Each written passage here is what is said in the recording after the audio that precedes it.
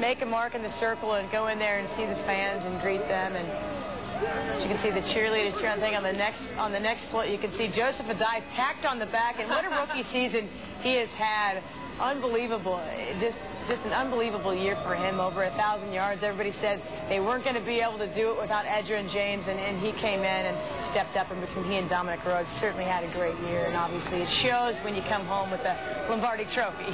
And Dungy said earlier today, this isn't our most talented team, but they did what they had to do to bring home the win for the fans of Indianapolis, and those fans are enjoying this opportunity to see the team with the city lit up and fired up for the Indianapolis Colts. I saw Gary Brackett bouncing his head around up there, and he's always one of the guys that always says, you know, don't label us, don't say this, don't say that, and look at the records and look what we can do.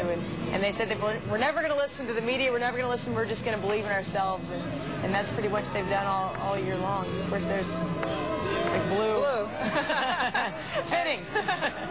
Of course, you know, this has been the culmination of weeks and weeks of the city rallying around the Colts. You know, people wearing their blue every Friday, people getting fired up and buying the merchandise, and now the big payoff.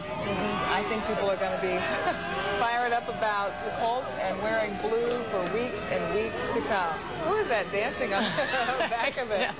One of the folks in the Colts organization. I just have to laugh. It's just so much fun to watch these guys come through, and they've worked so hard. There's Freeney again.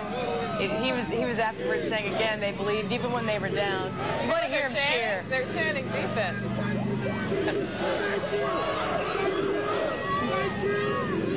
He and Raheem Brock both all year long talked about that when they kept saying you can't stop the run, you can't stop the run, and sure enough, they proved that they can.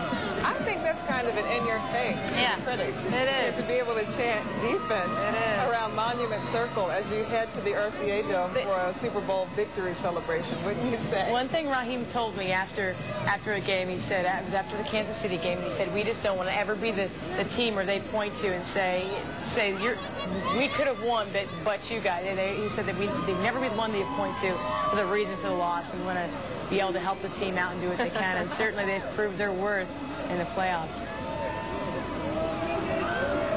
Of course, the cheerleaders still, they were the only ones, as we found out. The Bears didn't have cheerleaders there. They were the ones that braved the weather in Miami. Well, and it sounds like, you know, they had more Bears fans in Miami too, but that didn't count in the end. How did it? We had our cheerleaders and big crowd of fans back home waiting for the team to arrive, and now that they're here, everyone is enjoying this moment.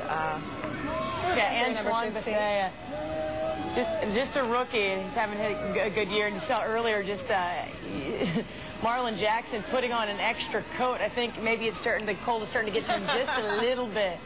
Well, they won't be out in the cold for long. They are headed to the RCA Dome to a packed house and what looks like a game day crowd, but I think it's going to be louder than we have ever seen it when they arrive at the RCA Dome. But until then, the Colts are enjoying the fans that have been out on the streets, waving their flags, cheering the team on still. As you look at the banner there, Indianapolis Colts, the Super Bowl champs. What a year it's been. Just unbelievable watching this team and the way that they've stayed together all year long. And you can tell, even watching them on the floats, as close as they are, I mean, they just look like a family up there. And obviously now they're giving some love back to the fans that cheered them on all year long. And doing a little dancing, it probably helps them to stay warm. There you go. Bob Sanders with the shades on. Now, this is a guy that made such an impact in the postseason. He missed most of the year, and everybody kept saying, what's the difference in this defense? Well, the difference is standing on top of that float with some black shades on. Unbelievable. He's just 5'8", and the things he's able to do is just unbelievable. He's so explosive and so fast. Does it seem like a rock star moment to you? It's like we're watching the Beatles. Someone touches the player's hand and is screaming. Like, I touched his hand. It's pretty funny.